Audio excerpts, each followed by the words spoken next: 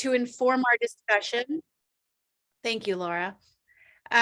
These are topics that we as a project team really want to dig into, and hopefully by the fact that you self-selected into this group, you are interested in digging into these questions as well. What I will say is, if when you saw the title of this breakout room, skills-based strategy, if there was a question you have in mind, something you're interested in discussing as it relates to the informal validation of skills displayed in LERs utilizing AI that is not showing up in this list of questions, let us know. We will add a section and we will make sure that the topic that you really want to discuss can be on the board here as well. So first things first, can somebody check and see if you have edit access? I see folks popping in. Oh, good. Okay. And I also see names appearing in the far left-hand column. Perfect. So if you wouldn't mind, just take a moment and introduce yourself in that far left column. If you've never used Padlet before, Laura, would you mind just doing a quick demo?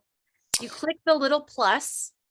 The subject is like a title, so you can give your comment a title. Most people would probably like to use this for your name.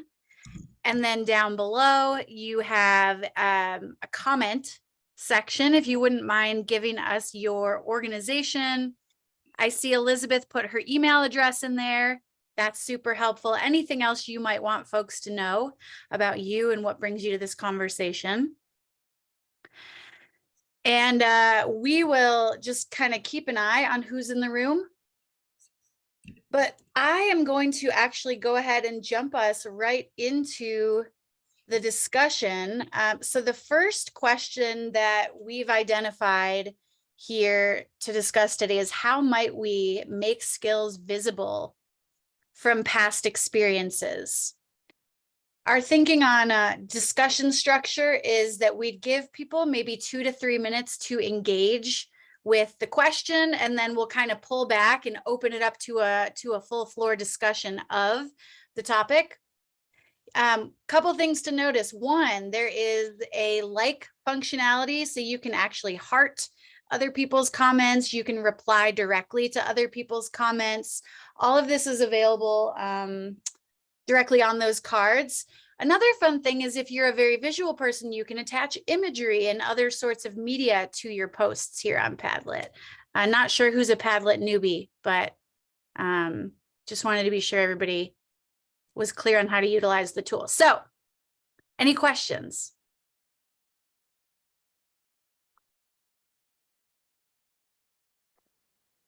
All right. So question 1, how might we make skills visible from past experiences?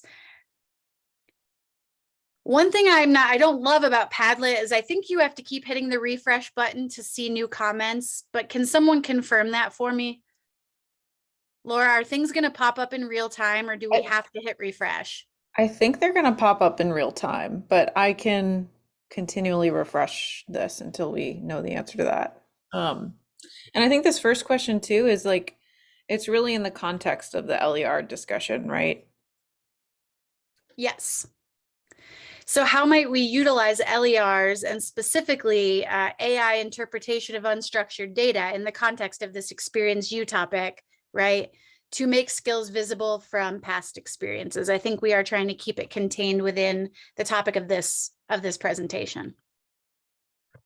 Unfortunately, I went to another room that I thought would be applicable, and then I realized this was really the applicable room. So forgive me for turning up late. I didn't have the link to the board, but I'd be happy to kind of contribute there. One of my concerns in Phil, this is Eric Shepherd, by the way, that one of my concerns in the Phil's presentation is that it wasn't clear to me the kind of input documents so I was kind of left guessing a little bit about that, whether it would be job descriptions or course content or degree programs or what would be those inputs. And then my other concern was it seemed to go to an LER and then to competencies or skills and competencies. So, cut me off if you think I'm kind of misfiring here.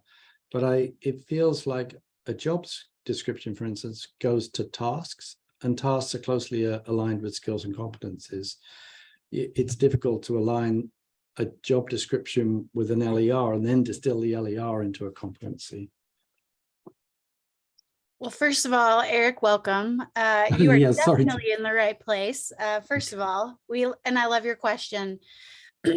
My understanding, some of the nuance here is that the unstructured data, which will be utilized as part of this project, is going to actually be data that exists about an individual's work and life and educational history.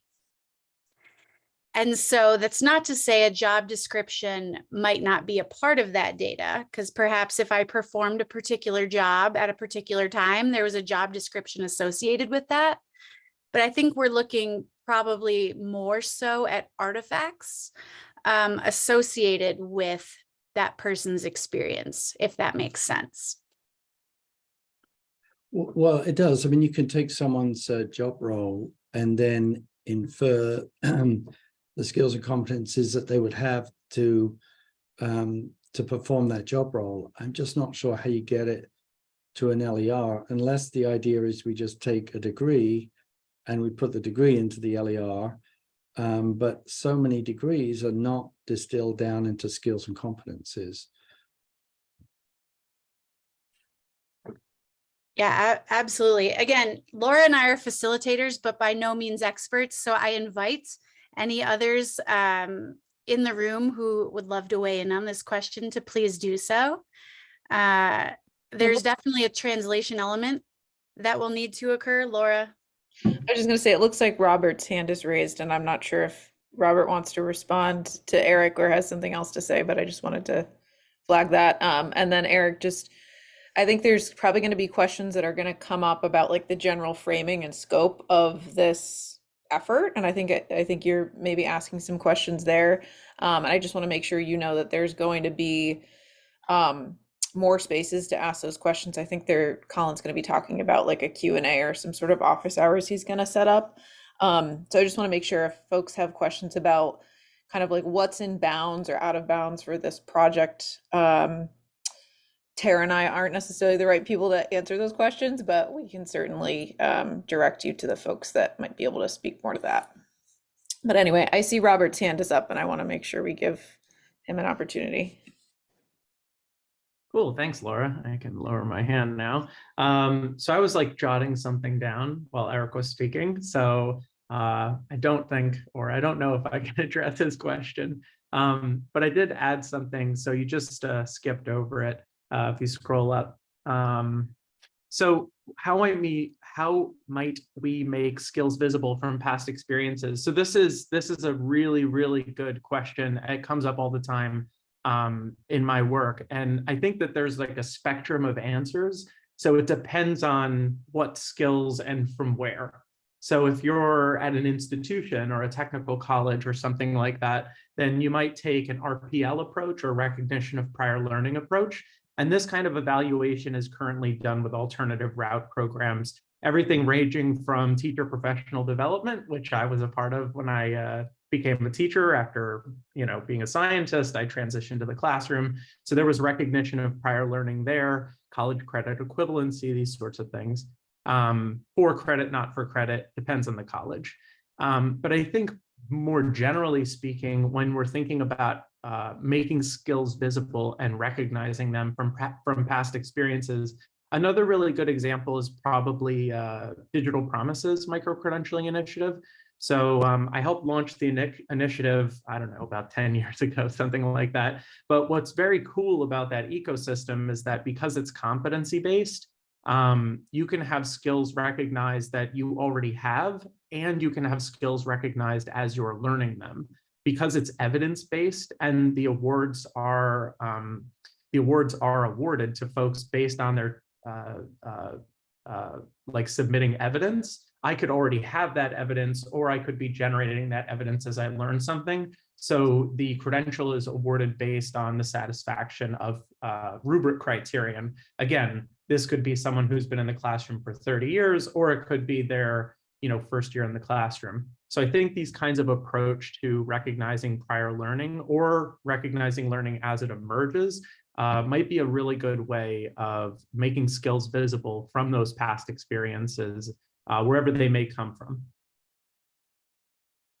Well, and of course, as the lead of the Labs X Credit project, Robert, it's such a beautiful connection to the work. And you and I have been on calls previously where we've discussed this, but that is what X Credit is all about, is the recognition and validation of those skills developed through lived experience, and coming up with additionally innovative ways to validate those skills. So I appreciate your perspective.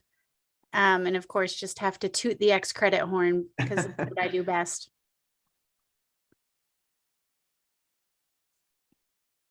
Rebecca, you all are so polite using the raise hand function. My teacher heart is so filled with joy.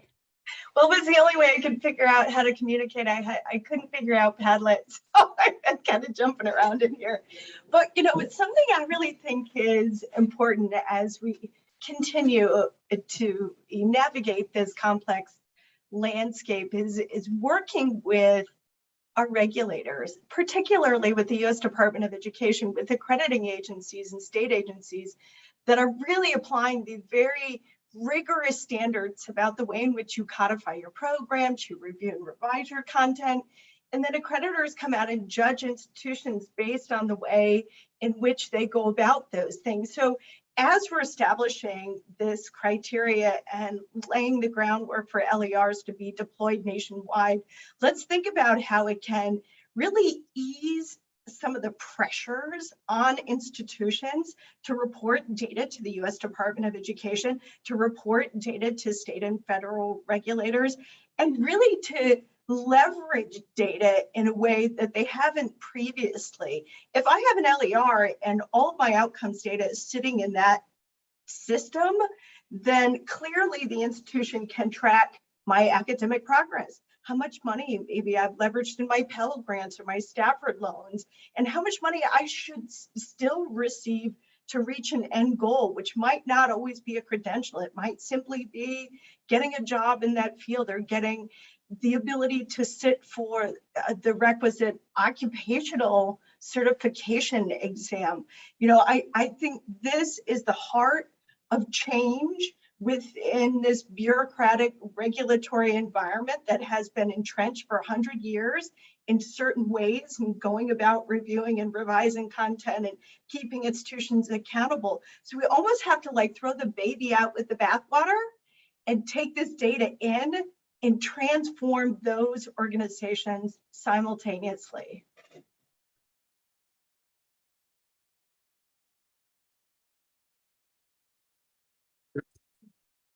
Thank you, Rebecca. And I just was checking in on the chat, and Jennifer, I appreciate your call out here. So we have established the Padlet, given that there are 33 of us in the room and not a lot of time to communicate.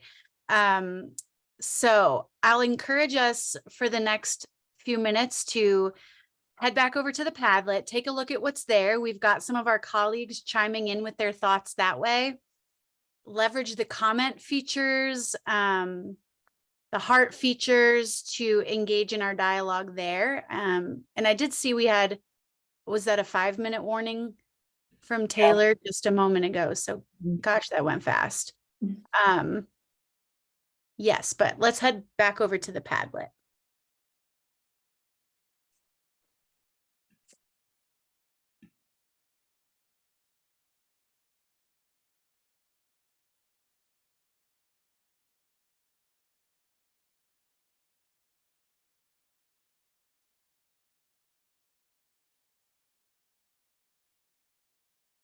I'm seeing a 1-minute warning. Anyone have any final thoughts or takeaways from anything you're seeing on the Padlet? Or anything you'd like to speak to and close us out? Just one thing I would say, this is Eric Shepherd again, is that it seems to me that skills and competencies are kind of in the center of all this because it's the common denominator between the various parts of the ecosystem. And I fear that it's being pushed to the end of the pipe. You know, we're going to do all of this wonderful AI stuff, and then we'll get to something, and then we'll translate it. But I don't know whether there's sufficient data around to translate at the end of the pipe. It feels it should be more in the middle.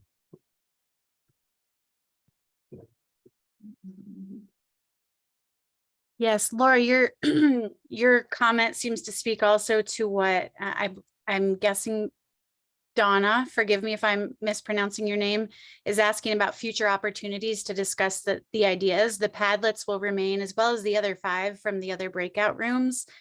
And as Colin and some of the other facilitators have shared, I know this kickoff event is being viewed as just the beginning of the conversation, a very early stage. So I think that those opportunities will be forthcoming and plentiful.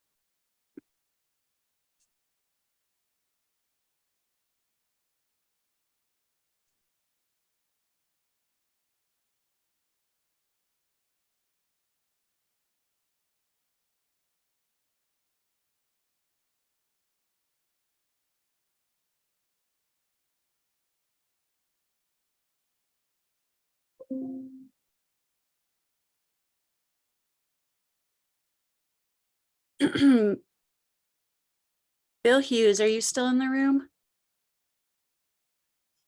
I think I'm he scanning. moved. Okay. Yes, we'll include the recording of each of the breakout rooms with the main recording as well. So yes, quick turnaround. Yes, thank you all for your contributions. Please continue to weigh in here. I feel like the conversation is just getting started. So keep this open and keep having the conversation with us. And I think at this point we return back over to the main room. Thank you, everyone. Thanks all.